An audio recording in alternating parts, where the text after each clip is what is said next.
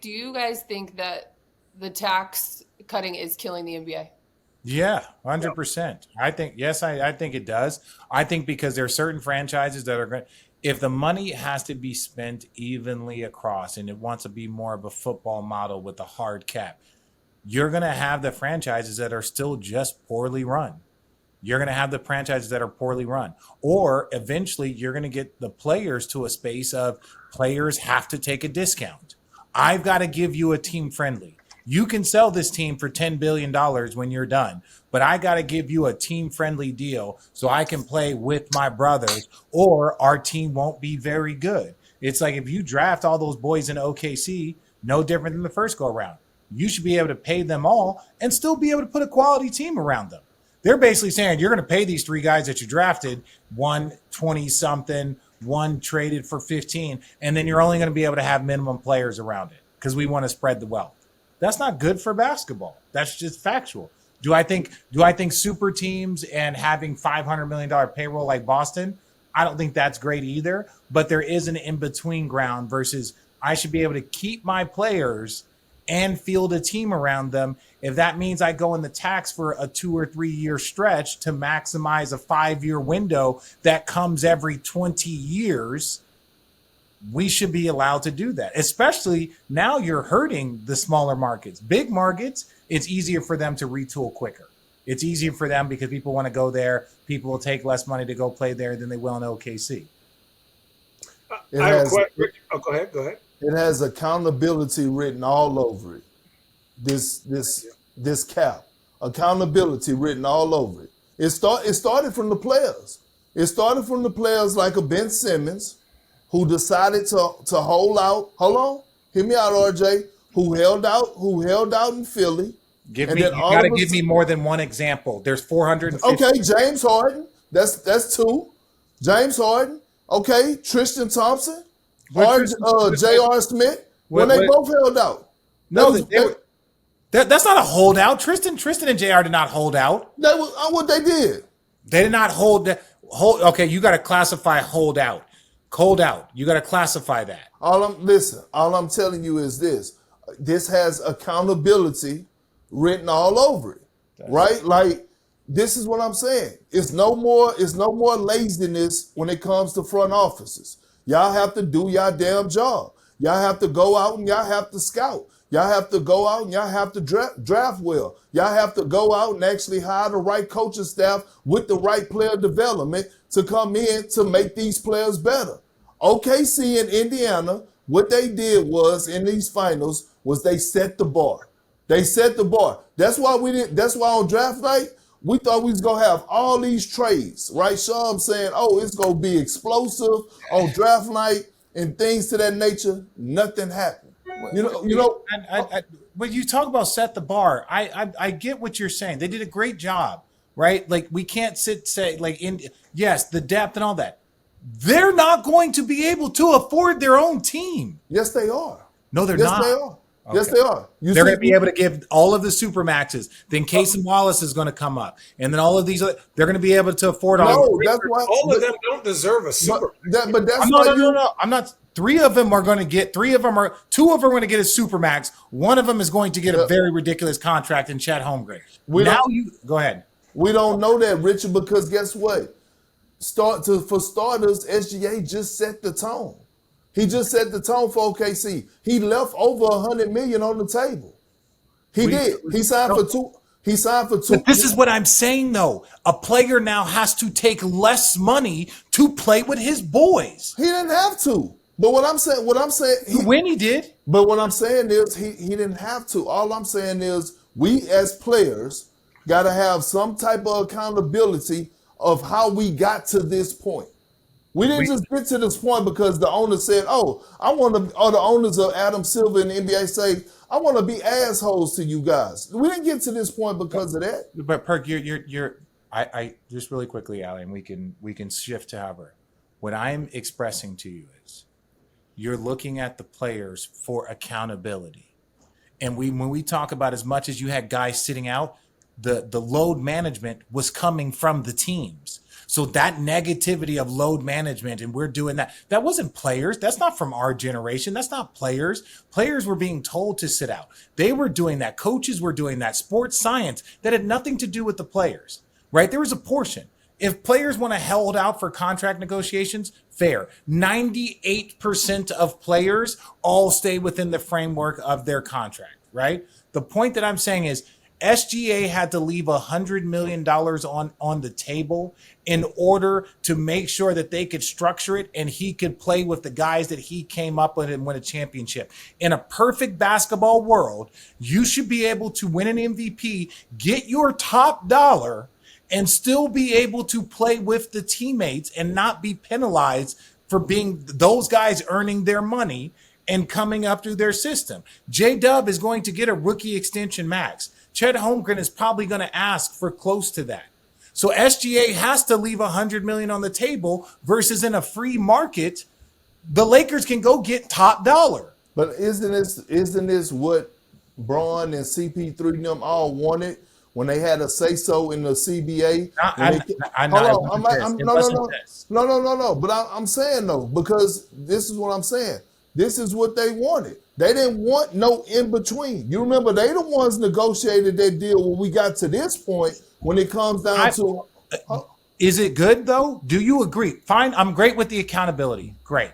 Do you think that this is a good or do you think this is bad? This is what I think, and I give it to Shannon. This is what I think. I think it is to a point now where general managers are going to have to do their job at the highest level, not just being able to count numbers, but not just evaluating if a guy has skill or the talent, but also do they have the fucking character? Because that matters. Do they have the character? So you go get you some guys that have the character. Jalen Brunson, for example. Jalen Brunson in New York. There's 30 teams. There's 30 teams. There's 30 teams. I'm just saying. And guess what, Richard? If you don't, then we see a Miles Turner situation that just happened. Channing? I think, both of them have really good points. My thing is your perspective. If you're Adam Silver, right, you love where this is because, think about OKC. Yes, should Shea have gotten is every single dollar that was left on the fucking table, 100%. But the problem is when you do such a good job like Joe Lacob in Golden State and you're in a big market and you have a big owner, you get to keep your team that is absolutely elite for 10 years. So there's no parity, right? So it just depends on, do you want parity within the NBA? So hear me out. So Cleveland and Golden State, they went for it. They were paying big money for those teams, right? They kept their big three. Cleveland kept Tristan, Kyrie, and Braun for a long time, right? Until Braun wanted to leave. But they could have kept him.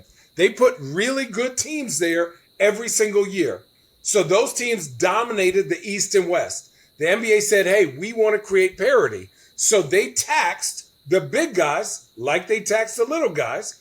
And it's like, for me, do I agree with NBA players leaving money on the table? Probably not. But do I like the parity? Do I like that the GMs are being held accountable? Absolutely. Do I like that you can have a real conversation with players? Do you want to win or do you want to go get your bag?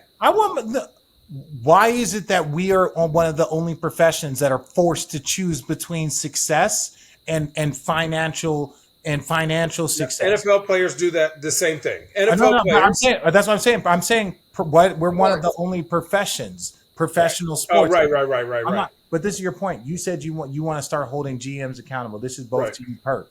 So if you're holding a GM accountable, and I do a good job, I can't keep my team. That's the accountability that we're looking for. Is you want GMs that have to go out and do this stuff. Well, if I do a good job, can I keep my team, or is it I got to do a good job and now we got to go send these players to other organizations because we have parity. So I can't keep Chet. So he's got to go to Charlotte because they have cap space. And now that GM just gets Chet Holmgren. And now he's this, you know what I'm saying? So he's still doing somebody else's job for him. So the accountability to the GM to me is more of like the Yeah, So I believe, think I it's also believe, I culture, believe right? this. Guys will take less money to go somewhere with a better culture. and guys should Yes, never it's not fair, take less money. but I understand. But as a vet, let's say you're 30, 35, you're like, yo, I want to go here.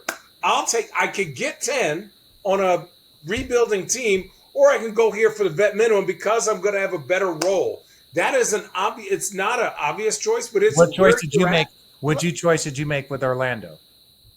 Oh, I went for the money. Okay, this is what I'm saying. Players should be allowed to go, especially if you're staying. That's why they came up with the Yeah, but Larry Bird. But the team I was on didn't offer me what I was worth. I think you're all in agreement that you shouldn't, as a player, have to make that decision and you shouldn't take less money. What's the solution?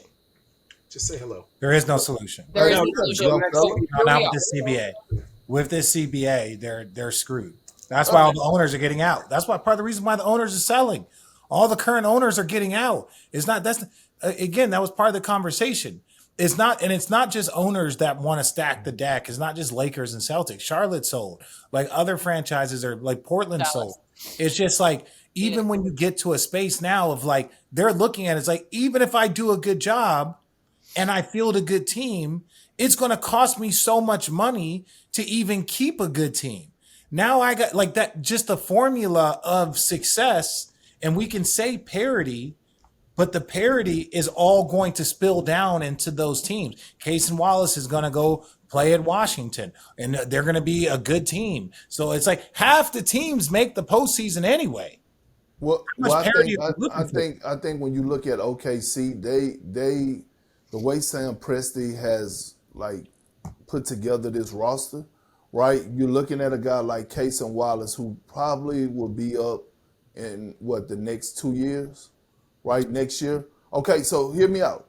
You're probably looking at him as a guy that's probably going to replace Luke Doris, right? Luke Doris is probably going to go get a bag somewhere else or to that nature, right? His time is going to be well spent or whatever the case may be. But when I look at it, RJ, and I look at it, I was looking at the numbers. I believe if SGA would have waited another year, he could have got I think it was like 360 next year, right? But he took the 285 right now, right? He took the 285 right now. And I mean, like, no one forced him to do it.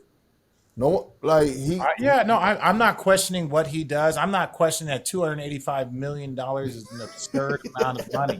People understand my energy. It's the idea that our government works in a free market. Amazon, ESPN, Disney, all of them work in free markets. You can go and get the top dollar for what you believe that you are worth. So when I think that players who are judged by their level of success have to take less money than their actual value, yes, the money's absurd, but there's still something that's not that is not positioned right. If an owner drafts all of his players and they do the work and they put together a team, and then basically 3 years in, you're saying you can't keep this team because of the rules that we have. I should be able to make that decision and not have it cost me $300 million in tax. So you're putting more. You're rewarding the GM in that organization for drafting well and creating a culture where you're building all NBA players, all stars, like MVP. So you're saying if you San hit these Antonio, that's the criteria, San Antonio model. That's the Miami model. That's a lot of these models.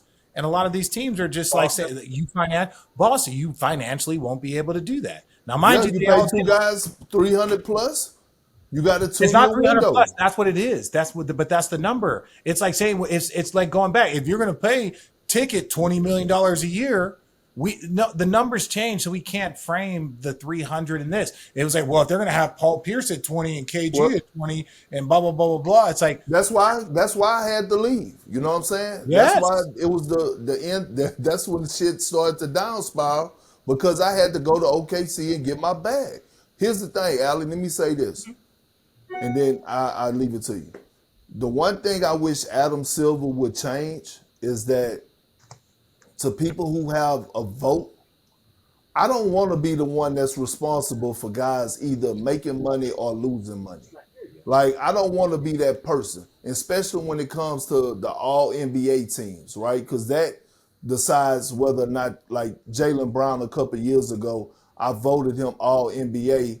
You know, he got his 300 plus million. Now, he did send me some signed jerseys, right?